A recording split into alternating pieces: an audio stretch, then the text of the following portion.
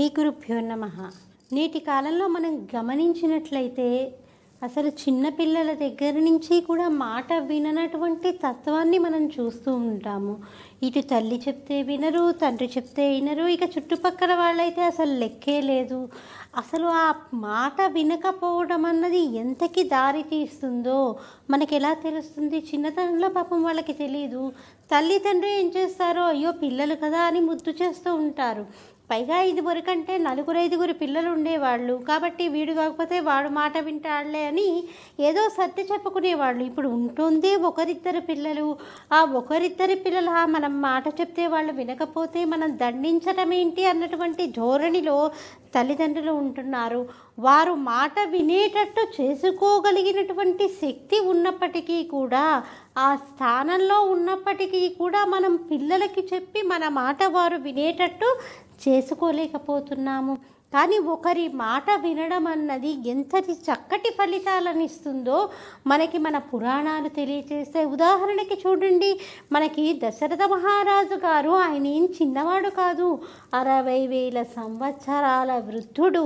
అయినప్పటికీ కూడా కోసల రాజ్యాన్ని ఏకఛత్రాధిపత్యంగా ఏలుతున్నటువంటి మహారాజు.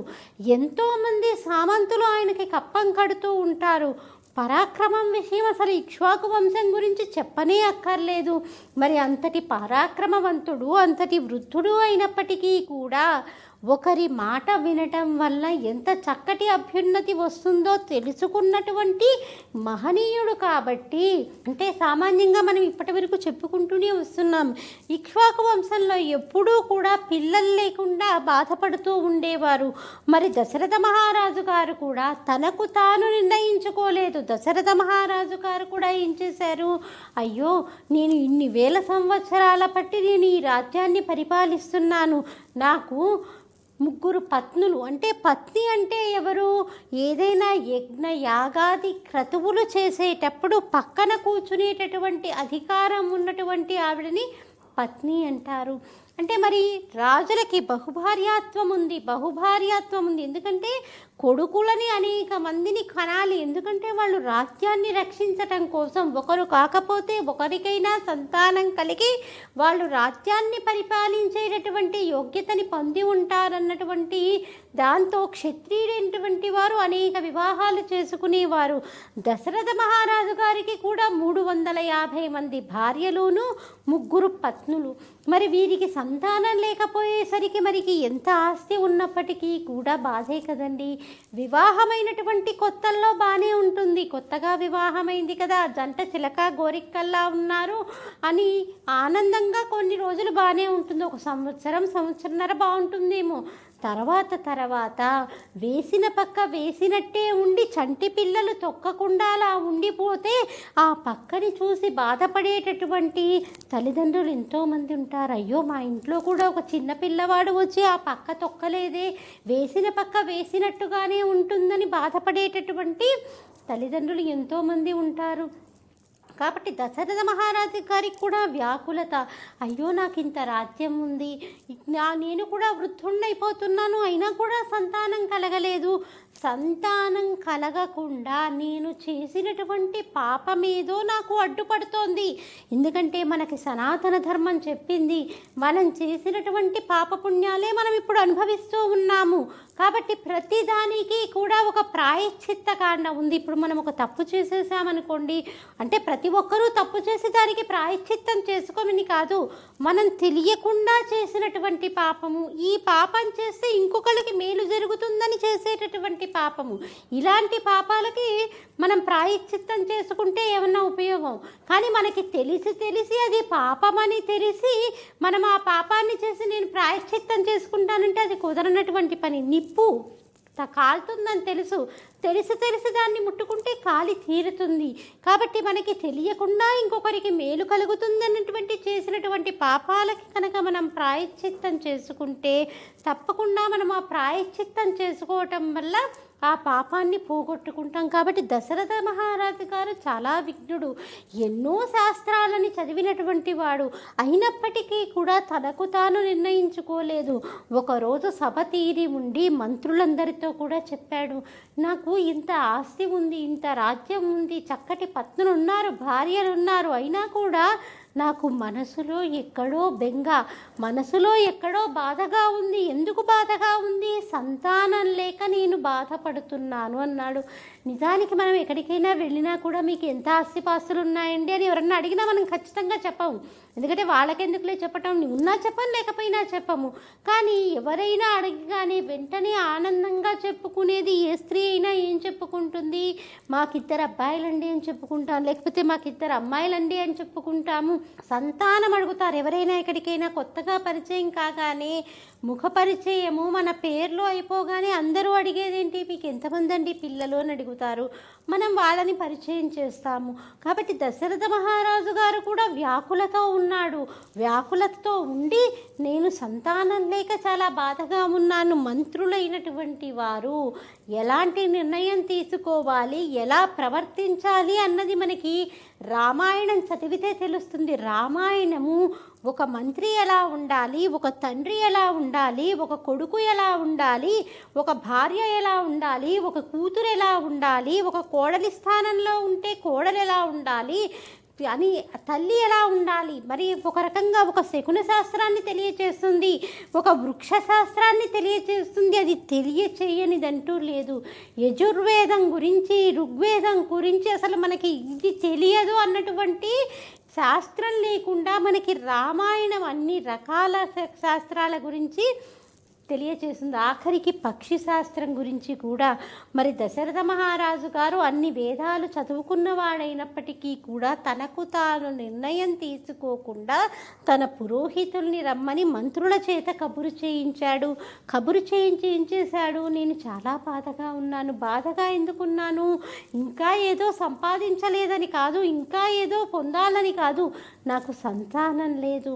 నాకు సంతానం లేదు కాబట్టి నాన్న అని పిలిపించుకోవాలని నేను తహతహలాడిపోతున్నాను. కాబట్టి దీనికి నేను అశ్వమేధ యాగం చేద్దామనుకుంటున్నాను. కాబట్టి వశిష్ఠాదులని తీసుకురమ్మని చెప్పాడు. మరి మహారాజు కదా, ఖర్చు పెట్టేది ఆయనే, ఆయనకై ఆయన నిర్ణయించుకోలేదు. దీనికి ప్రాయశ్చిత్తం తెలియచేయగలిగినటువంటి వారెవరు? పురోహితులు. పురోహితులు అంటే పురోము యొక్క హితమును కోరేటటువంటి వారు కాబట్టి వారు పురోహితులయ్యారు. కాబట్టి వారి యొక్క పురోహితులైనటువంటి వశిష్ఠాదులని, జాబాలిని అందరినీ కూడా పిలిపించారు. అందరినీ పిలిపించి నేను అశ్వమేధ యాగం చేద్దామనుకుంటున్నాను, కాబట్టి దానికి తగ్గట్టుగా అన్నీ కూడా అమర్చండి, త్వరగా చేద్దాం. ఎందుకంటే నేను వృద్ధుండైపోతున్నాను, నాకు వయసు మీరిపోతోంది, కాబట్టి నేను తొందరగా పుత్రులని కనాలి. కాబట్టి త్వరగా మీరు ముహూర్తాన్ని నిర్ణయించండి, అశ్వమేధ యాగం చేద్దామనగానే వెంటనే వశిష్ఠుల వారు చెప్పారు, అశ్వమేధ యాగంతో పాటు పుత్రకామేష్టి యాగం చేద్దాము. ఈ పుత్రకామేష్టి యాగం చేస్తే తప్పకుండా నువ్వు చక్కటి పుత్రులని పొందుతావు అని చెప్పారు. ఇప్పుడు ఏదో ఒక కొడుకు పుట్టాడనుకోండి, వాడు వంశానికి పేరు తెచ్చేవాడు కాకుండా మనల్ని వ్యాకులతతో ఉండేవాడుగా చేస్తే, చెప్పిన మాట వినకుండా వంశం యొక్క కీర్తికి మచ్చ తెచ్చేవాడై ఉంటే, కాబట్టి అది కూడా ఒక రకంగా బాధాకరమే. కాబట్టే సంతానం కనేటప్పుడు కూడా మనకి శాస్త్రాలు ఏం చెప్తున్నాయంటే, వివాహమైన తర్వాత భార్యాభర్తలు కలిసేటప్పుడు సమాగమనం కూడా ప్రహృష్ట వదనులై వాళ్ళిద్దరూ కూడా సంగమించాలి. అలా అయితేనే చక్కటి సంతానాన్ని పొందుతారు. కాబట్టి దశరథ మహారాజు గారు కూడా ఏం చేశారు, దీనితో పాటు పుత్రకామేష్టి చేద్దాము, దానివల్ల చక్కటి సంతానం కలుగుతుంది. ఎవరైనా కోరుకునేది ఏంటండి, మన ఇంటికి పేరు తెచ్చేవాడై ఉండాలనే కదా పుత్రులు కావాలని కోరుకుంటారు. మరి అంతటి మహారాజు కూడా అలాగే కోరుకున్నాడు. అందుకు వశిష్ఠాదులందరూ కూడా అంగీకరించారు. వారందరూ వెళ్ళిపోయిన తర్వాత సుమంత్రుడు, దశరథ మహారాజు గారి యొక్క మంత్రి సుమంత్రుడు పక్కకు వచ్చి ఒక విషయాన్ని చెప్పాడు. రాజా, మీకు రోమపాదుడు రాజు, అంగరాజ్యాన్ని పరిపాలిస్తున్నటువంటి రాజు మీకు చక్కటి స్నేహితుడు. కాబట్టి అంగరాజ్యంలోనే ఋష్యశృంగుడు ఉన్నాడు. ఋష్యశృంగుడు మహాతపస్వి. కాబట్టి ఆయన్ని కూడా మీరు చేస్తున్నటువంటి క్రతువునికి పిలవండి. ఇలా పిలవడానికి గల కారణం ఏంటో నేను చెప్తానంటే, మంత్రి పదవిలో ఉన్నప్పటికీ కూడా వారు ఎప్పుడూ కూడా రాజు యొక్క అభ్యున్నతిని, రాజ్యం యొక్క అభ్యున్నతిని కోరుకునేవారు. ఏది మంచి జరుగుతుంది, దేనివల్ల మంచి జరుగుతుంది, మా యొక్క అయోధ్య నగరానికి ఏ పని చేయటం వల్ల మంచి జరుగుతుంది అన్నదే నిరంతరం మంత్రులు ఆలోచిస్తూ ఉండేవారు. కాబట్టి సుమంతుడు వచ్చి చెప్పగానే దశరథ మహారాజు గారు కూడా నువ్వేంటి మంత్రివి, నువ్వు నాకు చెప్పేదేంటి అన్నటువంటి ధోరణితో ఆయన వినలేదు. ఎంతో శ్రద్ధగా సుమంత్రుడు ఎందుకు చెబుతున్నాడా, రోమపాదుడి యొక్క రాజ్యానికి వెళ్ళి ఋష్యశృంగుణ్ణి తీసుకురమ్మని అని ఆలోచిస్తూ ఆయన మరి దానికంత ఖచ్చితంగా ఆయన్ని పిలిస్తే మనకి మంచి జరుగుతుంది అని చెప్పడానికి కారణం ఏంటి అంటే, అప్పుడు సుమంత్రుడు ఋష్యశృంగుడి గురించి చెప్పడం మొదలుపెట్టాడు. ఋష్యశృంగుడు ఇలాంటి వాడు కాదు. ఆయన రోమపాదుడు యొక్క పరిపాలిస్తున్నటువంటి అంగరాజ్యానికి కూడా రావడానికి కారణం ఏంటి, ఆయన ఋష్యశృంగుడు అనగానే మనకేం గుర్తొస్తుంది, శృంగుడు అంటే శృంగము అంటే కొమ్ము ఉన్నటువంటి వాడు. అసలు ఈ ఋష్యశృంగుడికి కొమ్ము ఉండడానికి కారణం ఏంటి, జింకకి పుట్టినటువంటి వాడు అంటే లేడికి పుట్టినటువంటి వాడు కాబట్టి ఆయన ఋష్యశృంగుడయ్యాడు. మరి లేడికి పుట్టడం ఏంటి అంటే, మహాత్ముల యొక్క జననాన్ని మనం ప్రశ్నించలేము. ఒక వేదవ్యాసుడు అయ్యుండొచ్చు, ఋష్యశృంగుడు అయ్యుండొచ్చు. ఆ వాళ్ళ యొక్క జననాన్ని విని ఇలా కూడా పురాణాల్లో జరిగిందండి, పురాణాల్లోనే ఇలా జరిగింది కదా అని మనం విమర్శించటానికి వీల్లేదు. ఎందుకంటే ఒక మహాత్ముడి యొక్క జననం జరగాలంటే మహాత్ములైనటువంటి వారి యొక్క రేతస్పతనమైతే తప్పితే మహాత్ముని యొక్క జననం జరగదు. కాబట్టి పురాణాలలో మనకి ఇలాంటివి కనిపిస్తూ ఉంటాయి. దాన్ని పట్టుకొని మనము దాన్ని విమర్శించటం కానీ, దాని గురించి తర్జన భర్జన పడడం కానీ చెయ్యకూడదు. ఒకానొక సమయంలో వృషంక మహర్షి ఉండేవారు. ఈ వృషంక మహర్షి చాలా తపశ్శక్తి సంపన్నుడు. ఆయన నది ఒడ్డుకు వెళ్ళి ఆయన సంధ్యావందనాది క్రియలు చేసుకుందామని అక్కడికి వెళ్ళగా, అక్కడికి ఉన్నటువంటి ఊర్వశిని చూసి అతనికి మనసులో కామం కలిగింది. కామం కలగటం వల్ల ఆయన యొక్క రేతస్పతనమై అది నీటిలో జారిపడింది.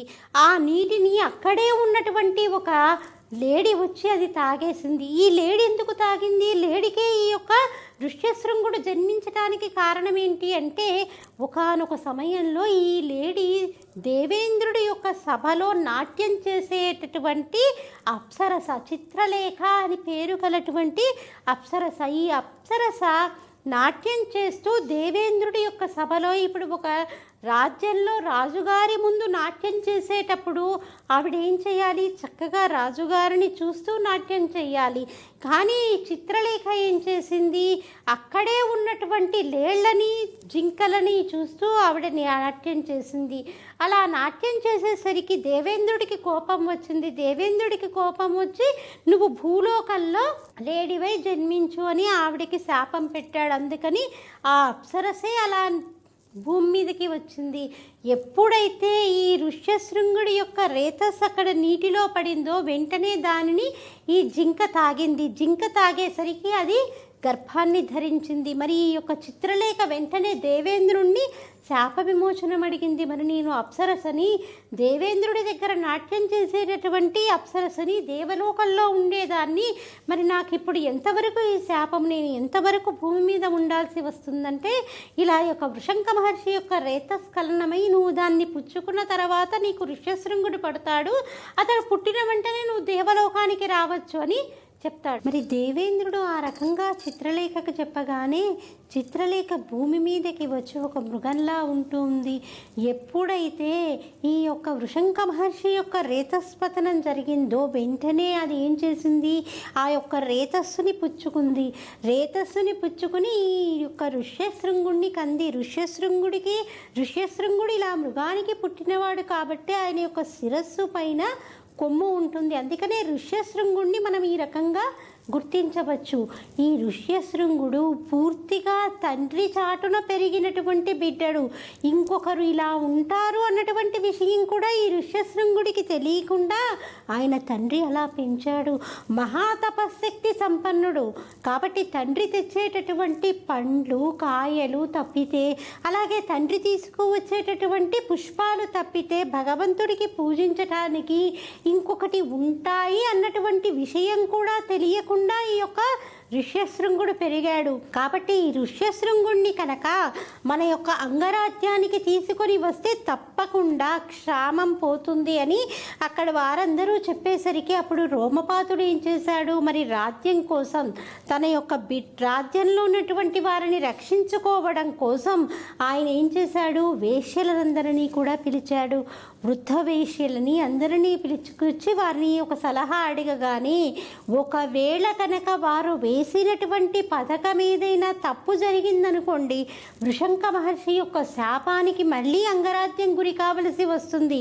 కాబట్టి వీళ్ళందరూ ఏం చేశారు, మేము కూడా తప్పకుండా మీకు సహాయం అందచేస్తాము మన యొక్క అంగరాజ్యాన్ని రక్షించుకోవడం కోసమని వీరందరూ కూడా మునివేషాలు ధరించారు. ఎందుకంటే ఋష్యశృంగునికి అలా మునివేషం ఉంటే తప్పితే ఇంకొక రూపం ఆయనకి తెలియదు. కాబట్టి ఈ వేశ్యలందరూ కూడా ఈ యొక్క మునిబాలుర వేషంలోని అతని యొక్క ఆశ్రమానికి కొంచెం దగ్గరలో ఉంటూ ఎప్పుడెప్పుడు ఈ ఋష్యశృంగుని యొక్క తండ్రి బయటికి వెళ్తారా అని ఎదురు చూస్తూ ఉన్నాడు.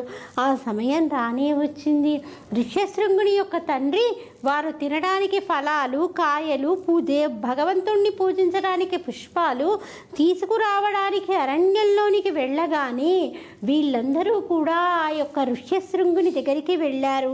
దగ్గరికి వెళ్ళి మేము కూడా మీలాగే నిత్యం అనుష్ఠానం చేస్తూ ఉంటాము, తపస్సు చేస్తూ ఉంటాము, భగవంతుణ్ణి పూజిస్తూ ఉంటామని చెప్పగానే, ఎందుకంటే ఋష్యశృంగుడికి ఇలాంటివి తప్పితే ఇంకొక విషయం తెలియదు. ఇలా చెప్పితేనే వారితో మాట్లాడనన్నా మాట్లాడతాడు. కాబట్టి వీళ్ళందరూ అలా చెప్పగానే ఆయనకి చాలా ఆనందం కలిగింది. ఓహో, ఇంకా నాలాగా ఉండేవాళ్ళు చాలామంది ఉంటారన్నమాట అని ఆయన వాళ్ళందరినీ కూడా చూస్తూ, మీరు కూడా చక్కగా నన్ను కలవటం చాలా అదృష్టం, మీరు కూడా నిత్యం అనుష్ఠానం చేస్తానని చెప్తున్నారని ఎంతో ఆనందంగా వారందరితో కూడా కూడి ఉన్నాడు. కూడి ఉన్న తర్వాత వాళ్ళందరూ ఏం చేశారు, మేము కూడా మీకు కొన్ని ఫలాలు తీసుకొచ్చా, మీ రుచి చూడు అని చెప్పి మధురమైనటువంటి పదార్థాలను, అంటే రజోగుణాన్ని ప్రేరేపించేటటువంటి పదార్థాలన్నింటినీ కూడా ఋష్యశృంగునికి రుచి చూపించారు. అంటే ఆయనకి ఇప్పటి వరకు ఫలాలు తప్పితే వేరే పదార్థాలు ఏవీ తెలియదు. కాబట్టి అవన్నీ తిని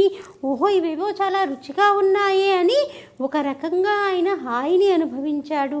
తర్వాత రకరకాలు చక్కటి సువాసనలను వెదజల్లేటటువంటి పుష్పాలని చూపించారు.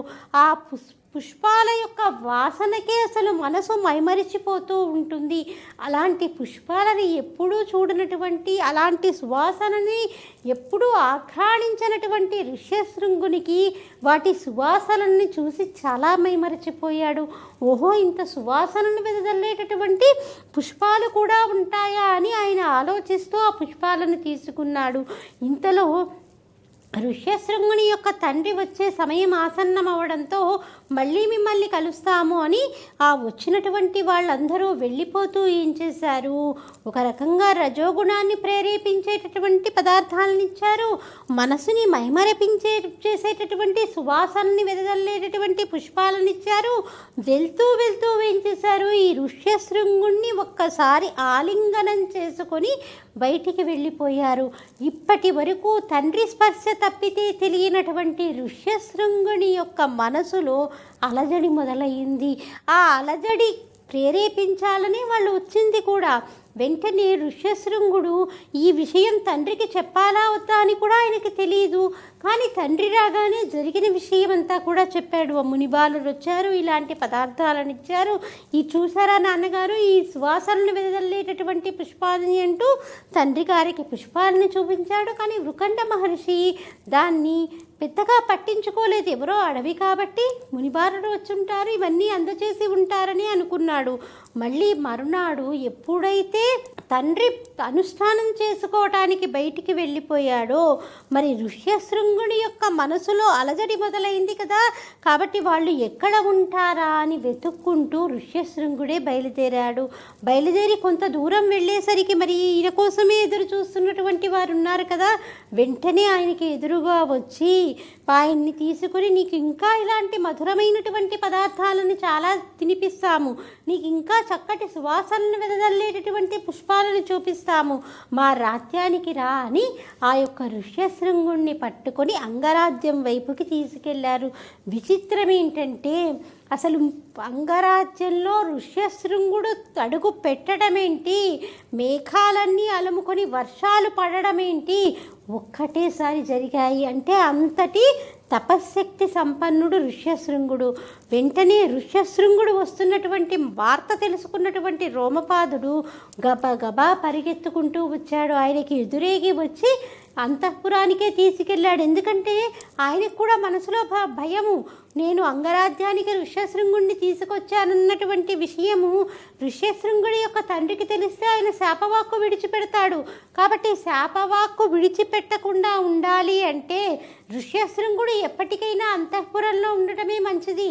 కాబట్టి అంతఃపురానికి తీసుకెళ్ళాడు. ఏదైనా విపత్తు వస్తే తన కొడుక్కి కూడా వస్తుందని ఋష్యశృంగుడి యొక్క తండ్రి శాపవాక్కు విడిచిపెట్టడు. అందుకని అంతఃపురానికి తీసుకువెళ్ళి అక్కడ ఉన్నటువంటి తన కుమార్తె అయినటువంటి శాంతాదేవిని ఇచ్చి ఋష్యశృంగునికి వివాహం చేశాడు. వివాహం చేసి ఇక నువ్వు అంగరాజ్యంలోనే ఉండు, నీ తపస్సు సాగిస్తూ ఉండు అని ఋష్యశృంగుణ్ణి కోరుకున్నాడు. కాబట్టి ఇప్పటికీ ఋష్యశృంగుడు అంగరాజ్యంలోనే ఉన్నాడు. అంగరాజ్యంలో ఉన్నటువంటి రోమపాదుడు నీకు చిన్ననాటి స్నేహితుడు.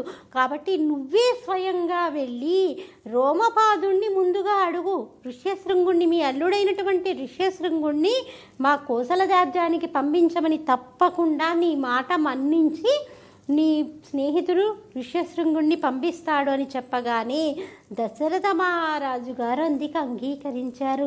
ఏదోలే మంత్రి చెప్పాడు, నా కింద పనిచేసేటటువంటి మంత్రి చెప్పటం ఏంటి, నేను వెయ్యిన మాట విని నేను అంగరాజ్యానికి వెళ్ళి అడగడం ఏంటి అని ఆయన అనుకోలేదు.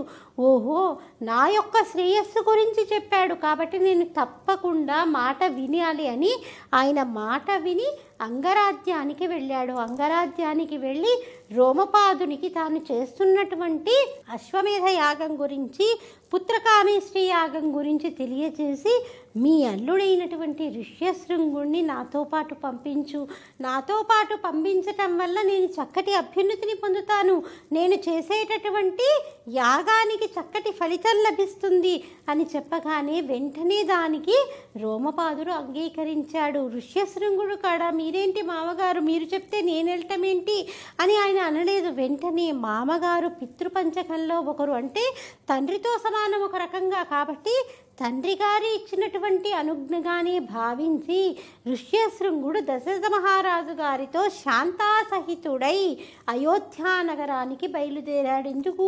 పుత్రకామేష్టి అశ్వమేధ యాగం చేయించి తప్పకుండా మరి దశరథుడికి చక్కటి సంతానం కలిగేటట్టు చూడాలి అని అన్నటువంటి చక్కటి నిశ్చయంతో వారితో పాటు బయలుదేరాడు. కాబట్టి మనము ఒక మాట వినటం వెనకాల ఎంతటి లాభం ఉందో మనం పిల్లలకి తెలియచేయాలి. మాట వినకుండా వారు అనుకున్నట్టు పట్టుకున్నటువంటి కుందేటికి మూడే కాళ్ళు అన్నటువంటి ధోరణిలో ఉంటే, మా అబ్బాయే ఎవరు చెప్పినా వినడు అని మనం చంకలు కొట్టుకుంటూ చెప్పటం కాదు. పిల్లలకి పెద్దల మాట వినటంలో ఉండేటటువంటి లాభం గురించి తెలియచెప్పాలి.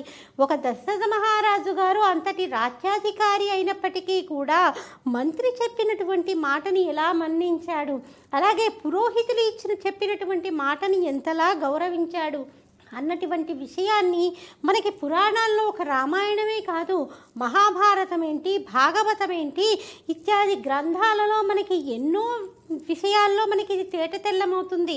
ఒక మాట వినడం వల్ల పొందేటటువంటి ఫలితము. కాబట్టి ఇలాంటి విషయాలని మనము పిల్లలకి తెలియచేస్తూ ఉండాలి వాళ్ళ వయసుకి అనుగుణంగా. మరి ప్రయత్నం చేయాల్సింది ఎవరు? ప్రయత్నం చేయాల్సింది తల్లి. ఎందుకంటే బుజ్జగిస్తూ తల్లి అన్నం పెడుతుంది కదా, తాను తినకపోయినా పర్లేదు, పిల్లలు అన్నం తినకపోతే తల్లి ప్రాణం విలవిల్లాడిపోతుంది. ఉదాహరణకి చూడండి, ఉదయం ఎప్పుడో పిల్లవాడు కాలేజీకి వెళ్ళిపోయాడు అనుకోండి, తాను కడుపు నిండా అన్నం తిన్నప్పటికీ కూడా తిన్న అన్నం వంట పట్టదు తల్లికి. అయ్యో వాడు తినలేదే అని పిల్లవాడు కాలేజీ నుంచి వచ్చి అన్నం తినేంత వరకు అనుకుంటూనే ఉంటుంది. వాడు తిన్న తర్వాత ఈవిడికి కడుపు నిండినట్టుగా ఉంటుంది. అంటే తల్లి హృదయమే అలా ఉంటుంది. బిడ్డలకి పెట్టటంలో తల్లి తర్వాతే ఎవరైనా. ఎందుకంటే తల్లి కడుపు చూస్తుంది అని మన పెద్దలు ఊరికినే చెప్పలేదు. కాబట్టి బిడ్డలకి గోరుముద్దలు పెట్టేటప్పటి నుంచి కూడా, గోరుముద్దలు తినిపించే నాటి నుంచే మన పురాణ ఇతిహాసాలలో ఉన్నటువంటి చిన్న చిన్న విషయాలని కథలుగా వారి మనసులో నాటుకునేటట్టుగా చెప్పగలిగి వారిని మన సనాతన ధర్మం వైపు నడపగలిగించేటటువంటి శక్తి తల్లికే ఉంది. కాబట్టి ప్రతి స్త్రీ కూడా నేను నా బిడ్డని చక్కగా సనాతన ధర్మాన్ని నమ్మేటట్టుగా, వాడు అందులో నుంచి బయటికి రాకుండా ఉండేటట్టుగా పెంచుతానని కంకణం కట్టుకొని వారి వయసుకు అనుగుణంగా ఇలాంటి చిన్న చిన్న కథలు చెప్తూ ఉండాలి. మన సనాతన ధర్మం ఏం చెప్తోంది, ఆ ధర్మంలో ఉన్నటువంటి కట్టుబాట్లేంటి, దాన్ని నమ్మినటువంటి వారు ఎంత గొప్ప స్థితిని పొందారు ఇత్యాది విషయాలను చెప్తూనే, అది కూడా ఏంటి పుచ్చగిస్తున్నట్టు ఏదో నువ్వు ఆచరించి తీరాలి అని మొండిగా చెప్తే పిల్లలు వినరు. వాళ్ళు కూడా మంకు పట్టుబడతారు, నువ్వు చెప్తే నేను వినడం ఏంటి అని. కాబట్టి వారు పొందినటువంటి అభ్యున్నతిని, అయ్యో దశరథ మహారాజు గారు మంత్రి మాట విన్నాడు కాబట్టి చక్కటి కొడుకులు పుట్టారు, రామచంద్రమూర్తి తండ్రి మాట విని అడవులకు వెళ్ళిపోయాడు కాబట్టి ఆయన ఇప్పటికీ ఇన్ని యుగాలకు మారిపోయినప్పటికీ కూడా పుణ్యపురుషుడై పురాణ పురుషుడై ఇప్పటికీ పూజింపబడుతున్నారు. ఇప్పటికీ మనము ధర్మరాజాదుల గురించి చెప్పుకుంటున్నాం కాబట్టే వారు వారి తల్లి మాట మన్ని ధర్మాన్ని పట్టుకున్నారు కాబట్టే మనం వారి గురించి చెప్పుకుంటున్నాము. ఇప్పటికీ మనం కృష్ణ పరమాత్మ బోధించినటువంటి భగవద్గీత గురించి చెప్పుకుంటున్నామంటే ఆయన జగద్గురువై అసలు ఎలా ఆచరణలో పెట్టాలి, మన ధర్మాన్ని ఎలా తీసుకెళ్ళాలి, భక్తి భావాన్ని ఎలా పెంచుకోవాలి, ఆ భక్తి భావాన్ని ఇతరులకు ఎలా పెంచాలి అన్నటువంటి విషయాన్ని చెప్పాడు కాబట్టి ఇప్పటికీ ఆ కృష్ణ పరమాత్మని జగద్గురువుగా మనం కొలుస్తూ ఉన్నాము. ఇలాంటి విషయాలన్నీ కూడా తల్లి చెప్పాలి. పిల్లలకి ముఖ్యంగా అన్నం పెట్టేటప్పుడు కనుక ఇలాంటి మహాపురుషుల గురించి చెప్తూ వారు అంత పెద్ద స్థితిలో ఉండటానికి, అంత గొప్ప స్థితిలో ఉండటానికి కారణాలు ఇవి అని చెప్తూనే వారు పడ్డటువంటి కష్టాలను కూడా తెలియచేయాలి. ఎంత కష్టం వచ్చినా వాళ్ళు ఎలా విచలితులు కాకుండా వారు వారి గమ్యాన్ని చేరుకున్నారో అలాంటి విషయాలని తెలియచేస్తూ ఉంటే పిల్లల్లో చిన్నతనం నుంచి వాళ్ళలో మనోధైర్యం అన్నది పెరుగుతుంది. మనోధైర్యం పెరిగి చిన్న చిన్న విషయాలకి విచలితులు అవ్వకుండా ఉంటారు. ఎంత కష్టం వచ్చినప్పటికీ కూడా వాళ్ళకి కనుక చిన్నతనం నుంచి మనం రామాయణం చెప్తూ వచ్చామనుకోండి, ఎంత కష్టం వచ్చినా ఏదైనా ఒక చిన్న సబ్జెక్ట్లో అబ్బాయికి మార్కులు రాలేదనుకోండి, విచలితుడు కాడు.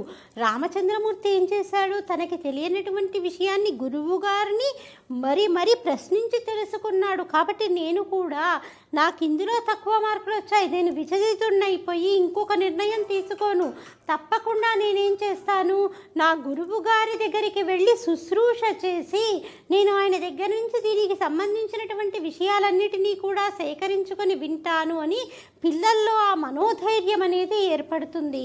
కాబట్టి మనము చిన్నతనం నుంచి వారికి వయసుకు అనుగుణంగా ఇలాంటి పురాణాల గురించి తెలియచేస్తూ ఉండాలి. ఇంకా దీనికి సంబంధించినటువంటి విషయాలను మళ్ళీ మనం మన కార్యక్రమంలో తెలుసుకుందామమ్మా. స్వస్తి.